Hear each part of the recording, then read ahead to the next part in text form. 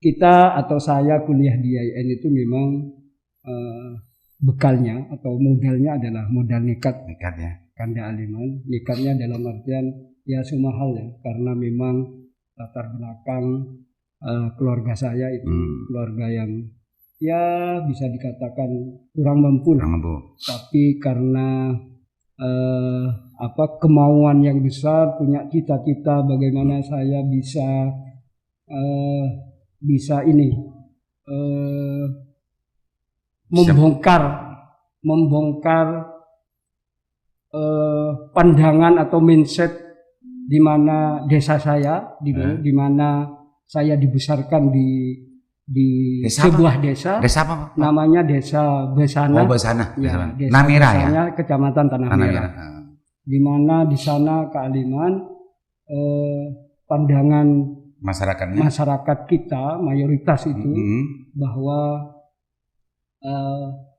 yang penting itu bekerja, gitu ya. Bukan yang penting anak-anak waktu itu sekolah atau berpendidikan, tetapi yang penting mereka bekerja. Buat apa sekolah tinggi-tinggi kalau pada akhirnya tidak bekerja? Nah, saya tunjukkan kepada mereka bahwa sebenarnya latar belakang keluarga yang kurang mampu itu tidak boleh memutus cita-cita atau tidak boleh menghambat pendidikan seseorang gitu. Sehingga saya nekat dengan modal ngutang waktu itu Kanda Aliman untuk bayar daftar ulang, registrasi gitu. Termasuk juga ketika kita mau membayar SPP itu nyari utangan setiap semester itu, nyari utangan Kak Aliman. Sampai sampai dulu ngambil dagangan saya jual kartu pasar Krian ya. Itu diutang lagi. Saya dulu anak buahnya Kanda ini. Jadi Kanda ini bos saya karena beliau punya dagangan gitu ya. Obralan. Katok dan daster. Ada cerita lucu tuh yang tidak bisa terlupakan. Pertama kali saya ngambil barang ke Kanda Aliman, katok dan daster, kan saya cari pasar itu untuk bisa memasukkan barang itu. Pasar pertama kali yang saya masuki itu adalah pasar Sepanjang Kak Aliman. Sepanjang Kak Aliman. Jadi saya masuk ke sana, ngobrol, terus saya datangi tuku-tuku atau orang yang punya menjual barang sejenis gitu ya. Ya betul.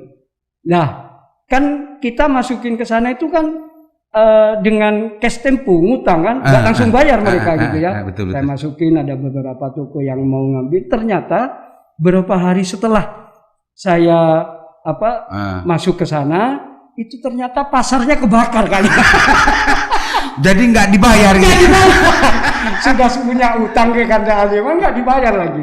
Tapi untuk bayar SPP, insya Allah masih ada dari yang lain ya waktu itu ya. Iya, makanya ya Allah memberikan jalan yang lain. Betul. Karena memang basic saya ada pesantren Kak Aliman. Jadi ketika saya pertama kali menginjakkan kaki di Surabaya untuk menimba ilmu itu, dan kebetulan kampusnya juga kampus keagamaan gitu kan. Jadi biar ilmu saya itu bermanfaat, ada amal jariah juga. Saya cari masjid-masjid dan musola, dan juga cari TPQ gitu kan.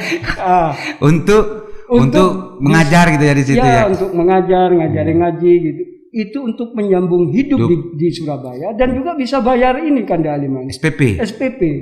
Dan saya selama 5 tahun berarti 10 semester kan. 10 semester. Selama 10 semester saya itu 10 kali pindah tempat.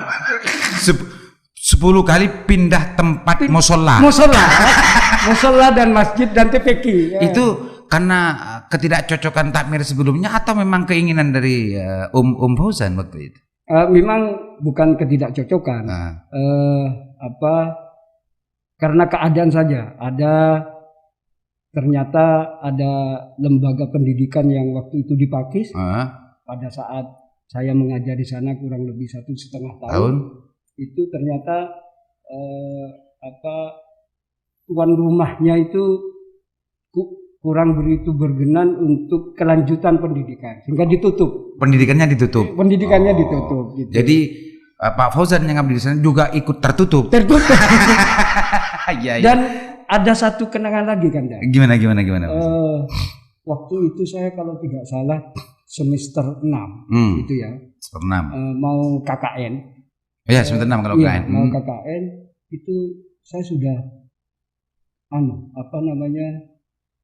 kehilangan akal bagaimana saya harus membayar SPP dan membayar uang untuk berangkat KKN. Biaya KKN. Biaya KKN. Karena sudah kehilangan akal untuk mencari sumber rezeki itu di Surabaya. Akhirnya waktu itu saya nekat ke Jakarta kan ya. Ke Jakarta? Ke Jakarta. Saya ke Jakarta, kebetulan ada teman pondok itu jualan buku di dekat terminal Pasar Senin. Jakarta Pasar di Senin. Jakarta Pasar Senin. Saya datang ke sana, saya sampaikan keluh kesah saya dan maksud tujuan saya. Akhirnya saya ada jalan untuk berjual majalah asongan kan ya. Saya sempat menjadi asongan di sana, pedagang asongan. Pedagang asongan di Jakarta. Di Jakarta menjual majalah.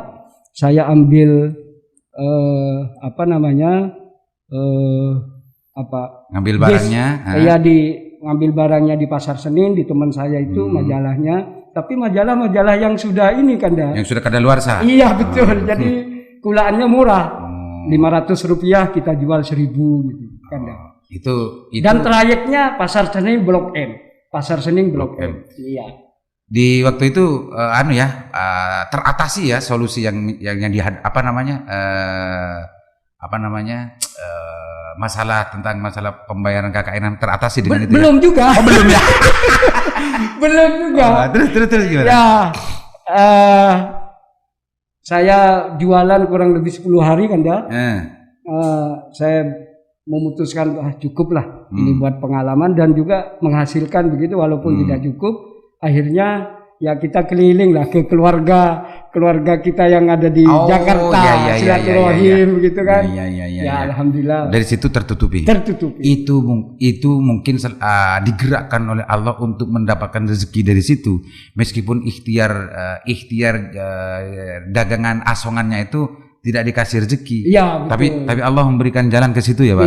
Iya, betul. Itu sedikit kenangan waktu saya menghabiskan menimba ilmu di Surabaya kan. Berarti banyak sejarah yang bisa dijadikan sarana muhasabah sekarang. Betul. Biar tidak terlalu jauh kita ini tidak terlalu jauh tersesat gitu ya, ya. Betul. Audio Jungle.